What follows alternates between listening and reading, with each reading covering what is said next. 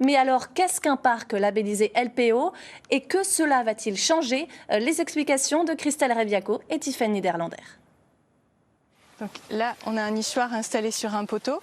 Ici, juste sur le côté du domaine des Rennes, donc une zone forestière. Dans le parc de Sainte-Croix, 90 nichoirs sont installés à l'écart des visiteurs dans des zones dites de quiétude. Grâce à la diversité des paysages au parc, les oiseaux viennent s'y installer.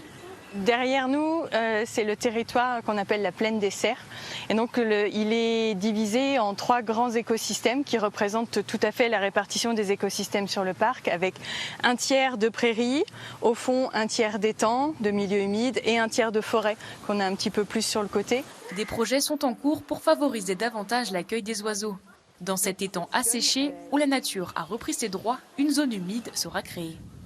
Donc on est en train de réfléchir à planter les espèces d'arbres, à faire des types de berges avec les pentes adaptées, histoire de maximiser nos chances d'accueillir le plus de variétés possibles d'oiseaux qui puissent s'installer, faire des nids et vivre en toute quiétude dans cette zone humide. Grâce à son engagement, le parc de Sainte-Croix a été labellisé refuge LPO par la Ligue de protection des oiseaux.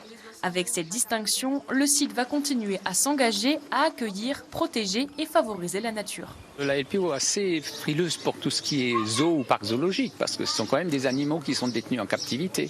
Mais Sainte-Croix se distingue au niveau national par justement les animaux qui se promènent au milieu des visiteurs, par les conditions de détention des animaux. On n'a pas de cage avec des animaux, mais c'est vraiment des animaux qui sont, on va dire, en semi-liberté. Donc ça remplit les conditions pour avoir un refuge LPO. En France, il existe seulement 6 parcs zoologiques labellisés refuge LPO. Le parc de Sainte-Croix est le premier dans le Grand Est.